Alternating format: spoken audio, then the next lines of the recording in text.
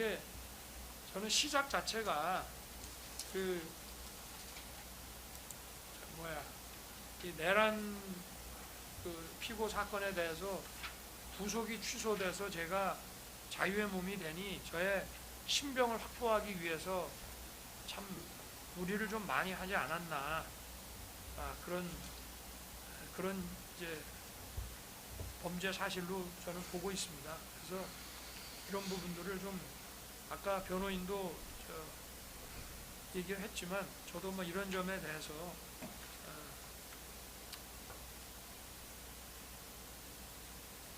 중복이 되지 않는 범위 내에서 좀 말씀을 드리고, 어쨌든 하여튼 뭐 저는 뭐 정치 상황이 이런데 제가 뭐 1월 18일에 이 사건 구속 만기라고 그래서 뭐 집으로 돌아가겠다는 생각 거의 안 하고 있습니다.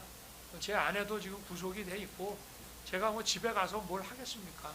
저는 뭐 다른 기소된 사건도 많기 때문에 얼마든지 다른 거로 영장을 발부해서 저의 신병을 확보해 주기를 바라는데, 이거를 이렇게 신병 확보 차원에서 이런 거를 좀 그런 만약에 고려가 혹시 있으시다면은 저는 이게 처음부터 그 특검 측에서는 130명의 증인을 하겠다고 하고 굉장히 방대한 증거 자료를 제출했기 때문에 변호인 측에서도 그 많은 거를 다 복사를 해서 검토하고 그 인부를 하기 위해서 검토하는데 상당한 시간이 걸렸기 때문에 벌써 그걸로 2달이 지나갔지, 뭐 변호인이 지체한 건 아닙니다. 증거를 워낙 많이 냈기 때문이고, 그리고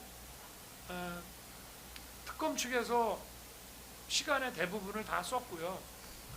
그렇지만 초기부터 이거를 6개월 안에 판결까지 송고한다는 그런 거는 없었기 때문에 이제 특검 측에 이게 끝났으면, 저도 아까 그 유정아 변호사가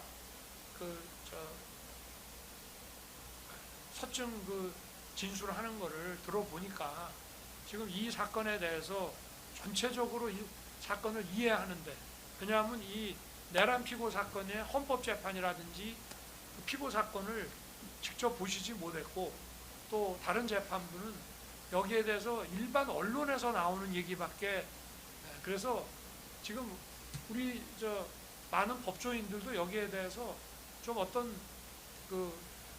본인의 의도하지 않더라도 어떠한 좀 바이어스를 가질 수가 있는 거기 때문에 여기에 대해서 충분히 좀 설명을 해드리는 것이, 저희는 이 사건도 시각을 나쁘게 보는 것과 그래도 어느 정도 이해를 하면서 보는 것이 이 사건의 어떤 법리나 증거나 또 무슨 책임성을 판단하는 데 있어서 굉장히 중요한 요소라고 저는 보기 때문에 이 부분에 대해서 저희가 어쨌든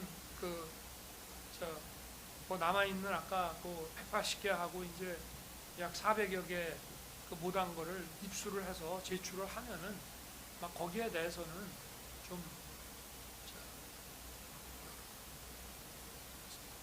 서증 조사할 수 있는 기회와 또 필요한 증인들에 대해서 좀 증언할 수 있는 그런 기회가 되면은 거기에 대해서 좀 심리를 하고 그리고 마무리해 주시기를 다시 한번 부탁드리겠습니다.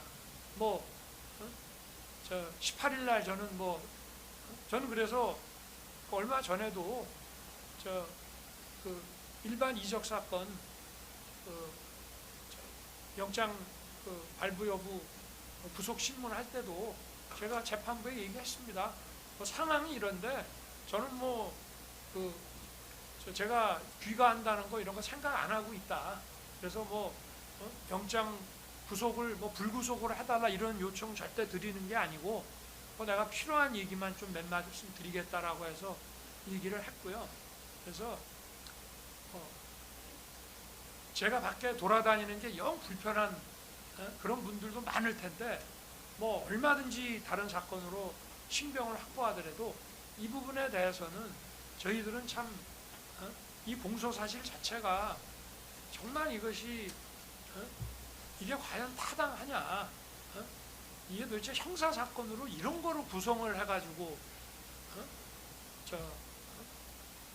뭐 사법부야 재판에 회부하고 하면 기소를 하면 재판을 하셔야 되는 거지만 도대체 이런 그 대통령의 국무회의 그 주제에 대해서 들 불러서 직권남용이라든지 또는 무슨 비화폰 단말기를 뭐 못 보게 하는 것이 무슨 경호처법상의 뭐 직권남용, 또 그것도 또 교사라고 합니다. 또 뭐 그런다든지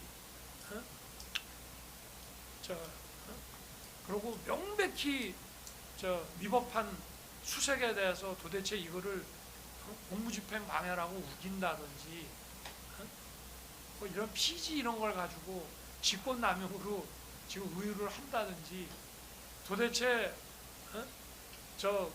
대통령 부속실이라는 거는 어떤 공문서도 작성할 권한이 없어요. 유일하게 있다 그러면 아마 대통령 기록관에다가